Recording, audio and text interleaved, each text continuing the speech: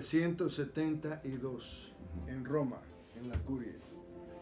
Yo fui a una reunión con él. Yo estaba entonces en Chile, haciendo mi tesis allá, y fui a hablar con el padre Arrupe. Y entonces estuve yo una semana con él allá. Y realmente la impresión principal que él me dio fue un hombre entusiasta, inspirador, ¿verdad?, optimista, teniendo en cuenta que en 1962, en marzo, ya estaban reunidas muchas fuerzas en contra de él. Yo lo que recuerdo de él en ese momento fue sencillamente su sonrisa. La primera noche de llegar yo allá estaba el padre Richard Chisholm, que ustedes conocen. Y entonces él había preparado una mesa y cenamos el padre Arrupe y yo. Entonces, esa semana, al día siguiente, fue la reunión más privada con él. La reunión termina pidiéndome él que escribiera más o menos un informe de lo que habíamos tratado, y luego me hace saber a través del padre Iber, que era el secretario general del departamento que era para entonces nuevo, que se llamaba Secretariado de Desarrollo Económico y Social de la Curia. Entonces me hace el ofrecimiento de venir a trabajar a la Curia, porque esto era el año 72, y el año 74, en diciembre, comenzaba la Congregación General 32, la famosa Congregación General 32. Pero lo principal de esto fue que realmente el padre Arrupe en ese momento, lo que a uno que lo conoce por primera vez, la impresión que le da es de exuberancia afectiva, humilde, sencillo y con un sentido de apertura extraordinario. Bueno, eso fue lo primero. Por fin yo voy a trabajar a la Curia y llego a Roma el peor día del año que se puede escoger, que era lo que llaman el Ferragosto, que es el día en que es el más caluroso de todo el año.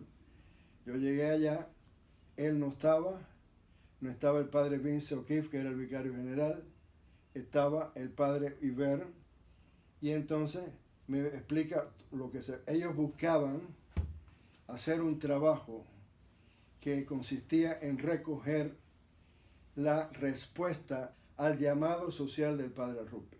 Claro, esto es un campo sumamente vasto, enorme, teniendo en cuenta todas las instituciones educativas que hay en la Compañía de Jesús, cogiendo solamente dos asistencias, que era Estados Unidos y la India, había ahí de sobra materia.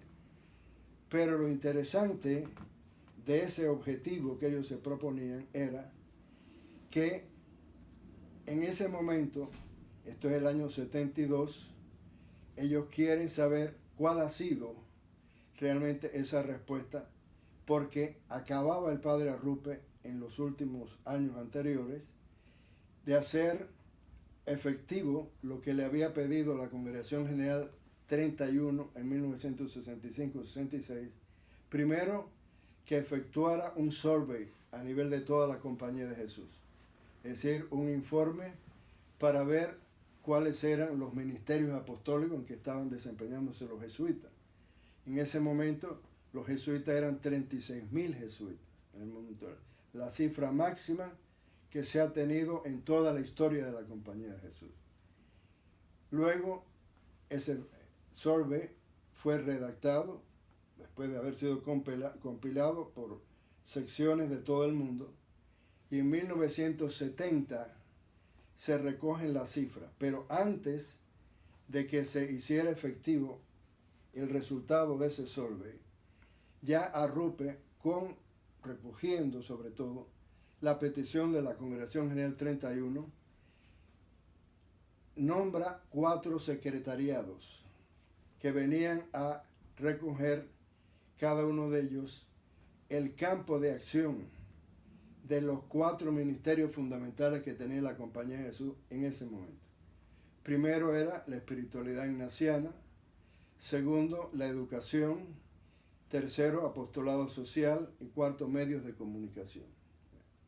Es obvio que en la Compañía de Jesús había jesuitas trabajando en estos 4 campos, pero nunca se había organizado una institución específica, una estructura administrativa dentro de la compañía y a nivel universal, como era tener los secretariados en la curia de Roma, para que entonces esto pudiera tramitar, organizar los estudios que se estaban haciendo, asesorar al general, los 4 jesuitas que iban a ser nombrados para estos 4 cargos, iban a ser también asesores respectivos del padre general en estos campos. O sea, espiritualidad ignaciana fue el padre Luis González, que acababa de ser provincial en Toledo, España. Luego, el apostolado social fue el padre Francisco Iber, que había sido misionero muy joven todavía en la India. Él había nacido en Barcelona y había estudiado ciencias políticas. Luego, en educación, fue el padre John Blewett, norteamericano de la provincia de Wisconsin, que estaba trabajando en Japón, al cual conocía ya el padre Arrupe. Y para el apostolado de los medios de comunicación social, el padre Stefan Bamberger, que eran suizos. Se fueron los 4 primeros. Esta realización de los 4 secretariados, allá le llamaban secretariados técnicos, tenía una importancia extraordinaria, porque esto venía a recoger todas las inquietudes que habían venido de toda la Compañía de Jesús en postulado para esa Congregación General 31, que se realiza en Roma el año 65 y 66. Esa es la congregación que el 22 de mayo del 65 elige al padre Arrupe general. O sea que Arrupe, obviamente como general elegido por esa congregación, se convertía no solamente en el vocero de esa congregación general, sino en el ejecutor de todos los decretos que iban a venir transformados por ese trabajo que se efectuó por primera vez en la historia de la compañía en 2 sesiones separadas e independientes, que fue una, que es la primera sesión, del 5 de mayo al 16 de julio de 1965, y en ese primer momento ahí es donde se elige el nuevo general. Luego hay un término libre porque coincidía el segundo semestre de aquel año con la última sesión del Concilio Vaticano II, que se iba a tener de septiembre hasta diciembre.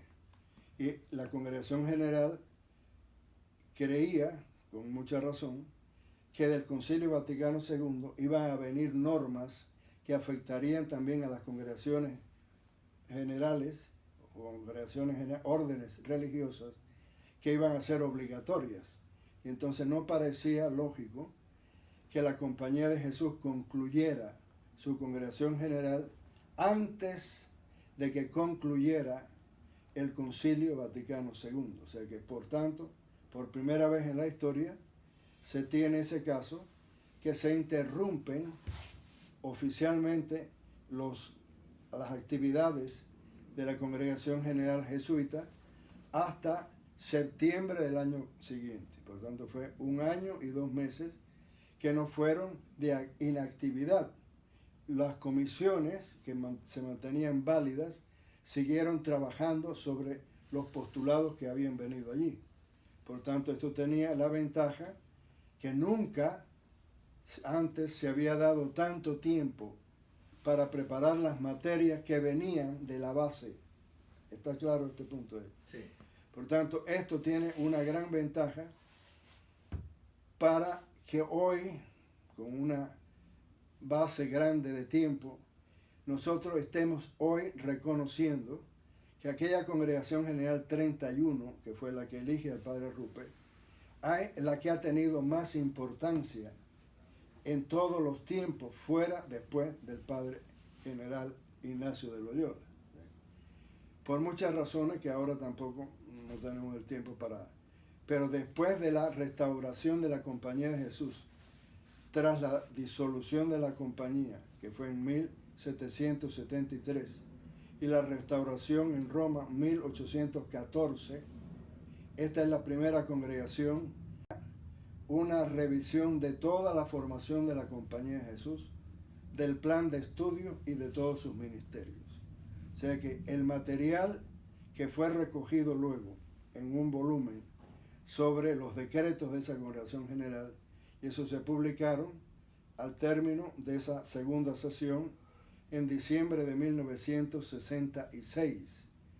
Y por tanto, poco a poco se ha ido reconociendo la labor que tenía esa congregación, y por circunstancias que no fueron previstas, ni mucho menos, porque el padre general Jansen, que había sido el predecesor del padre Rupe, había muerto en octubre de 1964 en Roma durante el Concilio Vaticano II, la cuarta sesión, pero él llevaba enfermo desde 1960.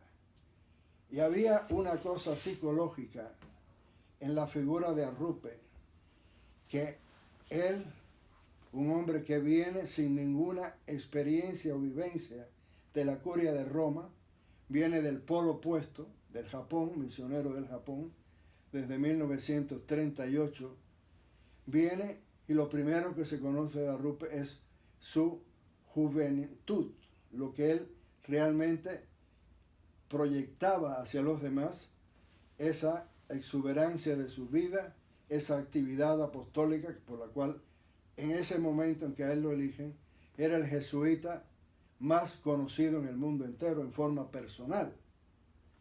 Digo personal porque obviamente el general de la compañía, que había muerto, era muy conocido y llevaba en su cargo desde 1946. O sea que estuvo casi 18 años y medio de general. Pero el jesuita como individuo, no miembro de la organización universal de la curia, que era el padre Pedro Arrupe, procedía de una experiencia extraordinaria de un Japón, que es curioso cómo él mismo siempre reconocía que él había aprendido mucho de las mismas que vivió el pueblo del Japón. O sea que era un pueblo que estaba sometido a la idea del emperador Dios, recuerden ustedes de aquellos años.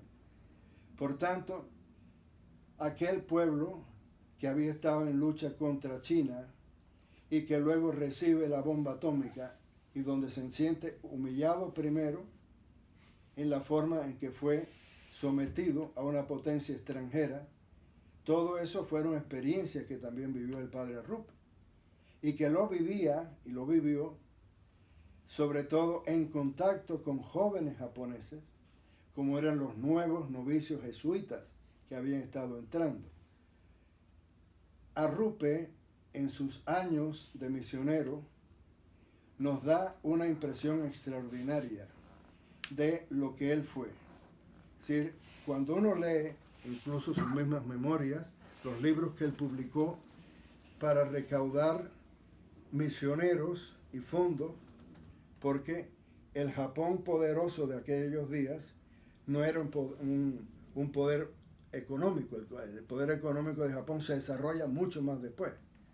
Pero es curioso ver la imaginación que tiene el padre Arrupe al utilizar medios básicos, mínimos, en lo que significó la bomba en Hiroshima, donde estaba cerca de allí el noviciado, y lo que a él se le ocurrió con su experiencia y conocimientos rudimentarios de estudiante de medicina en la Universidad de Madrid, lo que él hizo para ayudar a aquellas víctimas de algo que nadie sabía que era.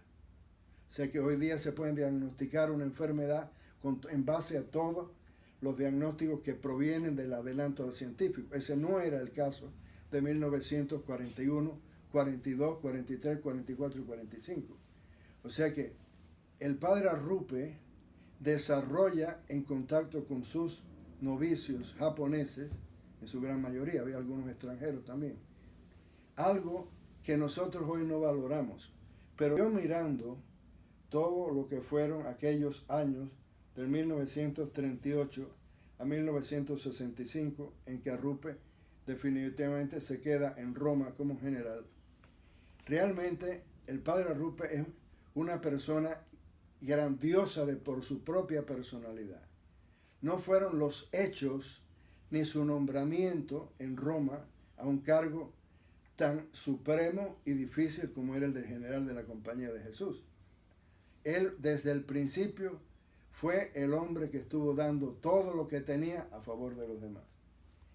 Y cuando él haga público, años más tarde, sobre todo a partir de 1971, aquella forma de expresión que él se la quería atribuir en aquel momento a la formación de la Compañía de Jesús, es decir, a la educación, y cuando él decía que el objetivo de la educación de los jesuitas tenía que ser formar hombres para los demás, él estaba ahí recogiendo una experiencia personal que él había tenido en una forma precipitada en Hiroshima tras la bomba atómica.